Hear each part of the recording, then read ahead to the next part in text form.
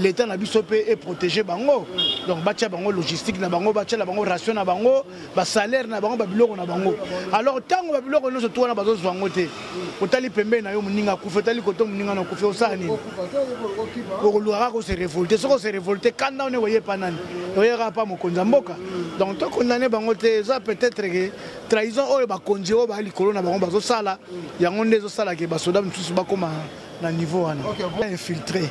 Après ces infiltrés, infiltré ma presse et bande ko belé bazo pesa information mabe. Donc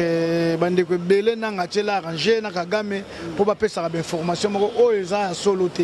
Vous comprendre? Ça ba congolais ba ko vandi ba komi boye bokimi au triple. O moni zo pesa palpite ba ko pesa une information mo boye et pesa bino palpite bo libérer.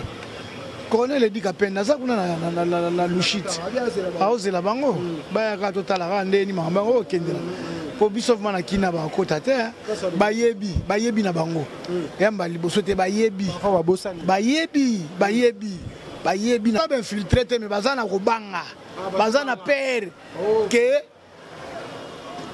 pouvoir le changer bazo te asiko ba position na bango zande position exacte bazo luka ba soigner. Donc mbamo ebimisi bango na poisa ke baza boye yango matango facha osala remaniement il faut ata lavement ba biloko wana et merci pe na ndeko Eliezer la landaka de temps en temps azo so lavement pour na mboka et c'est ça quoi, c'est ça sango paso la rame air mo abunga po yazo le la baneko abunga ne yazo senga baneko za sopo ndanga za ndeko na biso congolais boye donc azo mona na bandeko bazo kufa kuna te tout ça donc Balobi Kin France Télévision ne makam oza besoin ta ba film bien otala ba émission bien Kin France Télévision ne makam chaîne moko ya kanda aïe Balobi so to lo ba minté musala ne makam abonnez massivement la chaîne France Kin TV et pas Yannick Wenge Béton doit s'abonner kuna boyoka masolo puis ya politique masolo ya Congo masolo ndenge Congo zonge pa ba congolais nous avons la personne mon master mo sala na émission trop bien Yannick Wenge na Yannick Wenge yonde makam Kin France Télévision ne makam salande makam. Mesdames et messieurs, bonjour et bonsoir. Vous êtes connectés sur Kin France, meilleure chaîne d'actualité, la chaîne qui vous informe à chaque moment. Mesdames et messieurs, bienvenue dans cette émission. Oyo toaka kosola makambo oyo les talibans congolais parce que tous les congolais, tous les makambo les talibans moko ba congolais pe mboka na biso. Mesdames et messieurs, merci na confiance fidélité. Les amba liboso ta la biso na se ba komi s'abonner, cliquer, aimer, partager, ça nous fera du bien. Mesdames et messieurs, merci beaucoup na confiance au bossa la biso. À travers cette émission aujourd'hui, j'ai reçu pour vous Monsieur Héritier Vouki. Donc yende congolais moko na yambaka trop to mekampe kosola par rapport à l'actualité aux ezali koleka na mboka na biso situation actuelle ya lelo ya mboka na biso la bengi to meka un peu kosola yango après Héritier na pesi omote. Ouais, santé, ça va Yannick, santé nzambazo sunga muke donc ça va quand même. OK, merci. On kaka mikolo belé to mona na. Yonde tinga azali naza malgré ba fièvre ga makamezo leka na mboka na este na biso mais nazali naza na ngai. OK, yango bana yaki na bité to mekampe osolango to vandi na mboka to na minute ko kuna batu ba okufa pe na makasi bato ba bande ko na biso ba congolais pe ba na kati makambo ezo kende nini ozo mona on était congolais ozo sala étude nini ndenge ozo mona mama mboka ndenge ozo non makambo ngo vraiment ezo sala pasi kotala bandeko na biso ba congolais bazondima bandeko na bango ba congolais bakufa pona roela ka pouvoir vraiment c'est regrettable ça la passe mais nzamba osala quand même na ndenga diplomatie tozo ke nango bien makambo ezo sila nango d'ici là makambo se sila nango bana bana kunda bato ke tilolo bakunda ka c'est ça bosiko vient ngana sous les bwangala na personne mbote ya sous la pexé nga makambo politique abi ko kota na terrain wana teza trop glissant mais on n'a pas le choix parce que tozo bundela mboka biso tozo bundela mboka et puis bato bazo kufa ya sous les ba bandeko na biso nde bango baza ndenga pe naza ozo comprendre donc tozo obligé to loba mboka oyo eza ya fachité mboka oyo eza ya muya te facha koleka peut-être boko mona ke mfuja zolo bapoza kana muya te muya pe akoleka mais eza mboka na biso ozo comprendre eza mboka na biso alors na moment oyo kotala oyo ezoleka na est peut-être ba biloko mususu bato bazomona ngo te mais biso tozwa chance kotala ba image ndenge bandeko bazokufa en tout cas okozala na esengo ata moke te et puis okokotela nanga te oko jamais okoprotege nanga baobamba bato banzete na mitu baobeta surtout image wana nde bazoboma bato na banzete libende na mutu babambi yo vraiment une fois deux fois trois fois okufi baleki pa moninga une fois donc c'est regrettable na maya miso vraiment ekitaki ngai alors on a babiloko ndenge wana toko encourager Corneille nanga te vous comprenez Corneille nanga soki vraiment congolais vraiment ya solo akoko accepter bandeko ne bakufa na ba condition wana te question biso pe to tuna na bato baoloba Corneille nanga c'est un congolais comment attaque tu as un intérêt mon robot comment on a accepté baboma bandeko na ba congolais et pas étranger. C'est regrettable. Et on a vraiment tous d'accord nango ata mukete. Tous d'accord nango ata mukete. Lelo o peut-être que nzamba osunga pe zokota. Boyoki pe koti sikonanga okende wapi. Akeva na Rwanda M23 esundolie ka sope nani Kagame pe ndia sundolie ya komina ndenge na ya lobi ya otikate. Po ba sanction batindenge ba sanction. Ah so ya otikate to kotala ka place osuka nango. Le 25 mars ana Kisasa na stade de Martyrs. Promesate mais na Kisasa na ibite banani ba koyamba nanga po bana Kisasa déjà bazala kotomboka par rapport ndenge bandeko na bango bazokufa na est ndenge bazomona ba image na est nanga ya konzaka ba immeuble po biso ba congolais vraiment en tout cas ba kinois dans limite que ba kinois ba ngo contacté par rapport à tout le monde nani ozana ngo content nani ozana ngo content oh maza vraiment kinois de père et de mère akozana ngo content mutu akozana ngo content peut-être ça pour na intérêt mo boye omondeli ne ba pese ba mukongwana atika le mukongwana ndo comme na suka to mais comme j'ai contre mire comme mire parce que dès ba tona ba pese mukongo bosiko ye nana ba pese art dialogue na F23 ils ont un peu compliqué pour qu'ils ne connaissent pas za pions nanga ya za pions na simana yeba Kagame zawana Kabila pas nyoso tout wana donc talaraka tozomona donc il faut vraiment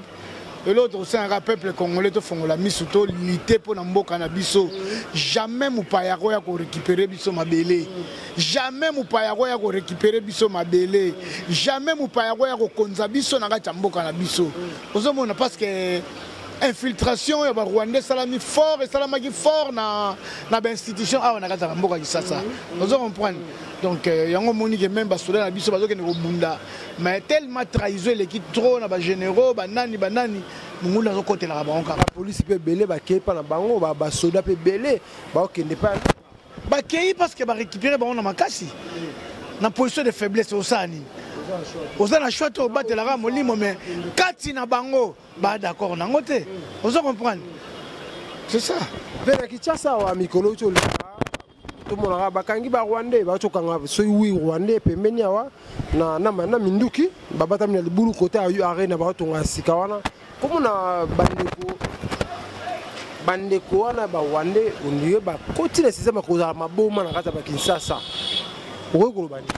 mais yango na zo be infiltration je salama ba kota na bango déjà banda kala bazalaka tuzalaka na bango tolala na bango tolala na bango tolamuka na bango na idéologie ka bazama boma na idéologie ka ke ba congolais musu ba mo lingala ba congolais yango moni ke congolais fa veiller place aux vanda place aux lala étranger moko boye mutu moko yebiete na ba église il faut vraiment ko fongola ka misu parce que situation mboka et ça vraiment bien té ba Rwandais wana baza déjà bazalaka na bango déjà. Donc c'est ça. Voilà, maman mboka yo ça la passe ndenge to lobango, toza politicien té, mais ceux qui comme moko mboka o tali biso ba congolais, to yaka to me ramper ko sola sur yango pona ko éveiller population parce que na banzela ba internet boye, banzela ba télé na bino bo permettre ka biso to solo la, to pesa na ba idée, boyo kaka ba idée to pesa na bato to yamba. Ba pesa idée par rapport à maman mboka ne koleka parce que maman mboka eza la congolais moko ta vandi libanda mboka aza content par rapport à mamuzo les kana est les cité congolais moko au maza de père et de mère à ma patriote à OCP la mano mambo les kana modo congolais moko tikala ko CP la ngote donc voilà viens toujours le rate à émission la biso ba te belé ba otala biso ba te belé ba tala kayo le bokolo ba pona ba Congolais message européen na ba Congolais baza na est ba Congolais o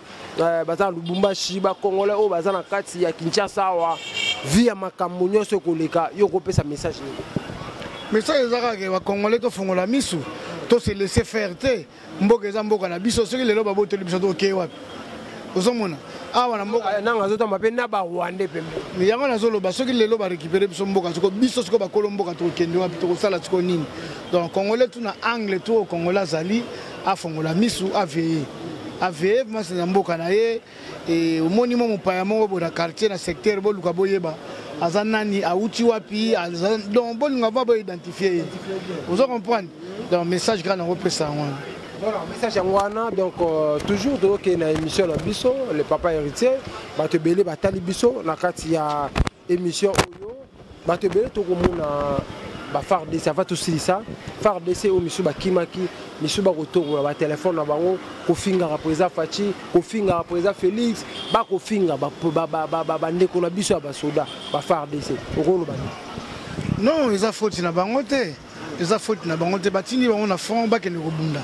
bakomi kuna boye logistique eza te kolia eza te makambo nyonso eza te ça énerve parce que eza bavie na bango ekoénerve bango donc oyo baza bakonzi na bango bachef ba troupe bango nde bazosala babiloko wana po bango barévolte basoda barévolte po babanda kofinga Fachi babanda n'importe quoi ozo comprendre tant baotindela bango logistique bango bazwa logistique bazo cacher batindi biloko ya kolia bazo biloko ya kolia bazo cacher donc na ba salaire na bango donc baza ba généreux belé oh bazalaki vraiment que bazaki déjà corrompu quoi ba corrompaki bango déjà et pas ba Rwandais bango basali ba sabotage wana alors ba soda na bazo loba to condamner bango te pour ceux qui bandima eko ke ngobunda bandimaki donc eza pambate mais fallait quand même pe baza ba infiltrer te mais baza na kobanga baza na père que pouvoir le changer bazo te siko ba position na bango zande position exacte bazo luka ba soigner donc mbamo ebimisi bango na poisa ke baza boye yango matango facha osala remaniement il faut lavement ba biloko wana et merci pe na ndeko Eliezer na landaka de temps en temps azo so lavement pour na mboka et c'est ça quoi c'est ça sango paso la rame air mo abunga po yazo le la baneko abunga ne yazo senga baneko za sopo nanga za ndeko na biso congolais boye donc azo mona na bandeko bazo kufa kuna te tout ça donc beblo mususu peut-être bien te mais ndeko Eliezer merci baza moi 3-4 bato Zakari baba c'est bon azo la peka pour na mboka azo lendisa ba congolais azo kotsa bango esprit en tout cas vraiment félicitations à bango et puis na sengi na bango ba continuer kaka na liro wana po faut que lendisa le peuple congolais faut que ça toujours espoir que peut ça peuple congolais espoir to peut ça bango ba image moko ya lukuta te ya obangisa te okimisa te yango boni bino bata presse faut que ça très prudent na ba information pour pesa parce que bata presse belé si ba corrompre bango ba libérer bango ba lar ba pesa ba information ya mabe ba image mususu pe to tali pe belé ça ba image ya kala mususu pe ya bisoté bazo récupérer par-ci par là mais pona kaka ko bangisa peuple congolais ko bangisa batu ba otia ba image wana c'est pas bien donc il faut qu'on veille. Ok, merci beaucoup. Dis-moi, le mot tes et coquille. Non, ma situation,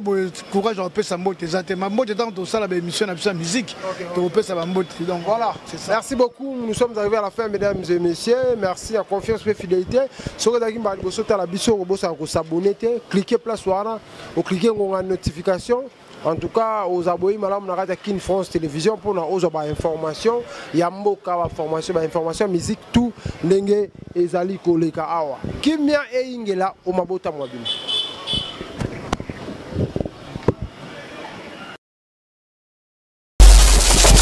Balobi Kin France Télévision, Nemakam, aux besoin de film bien, autant la émission bien. Kin France Télévision nde makambo chaîne moko ya kanda. Aïe aïe aïe. balobi biso toloba mingi te mosala nde makambo. Abonnez massivement la chaîne France Kin TV et pas Yannick Wenge Béton. Doit s'abonner kuna boyoka masolo puis ya politique, masolo ya Congo, masolo ndenge Congo zonge pas ba congolais. Nous avons la personne mon master mo sala na émission trop bien. Yannick Wenge na la Yannick Wenge yonde makambo. Kin France Télévision nde makambo. Mosala nde makambo.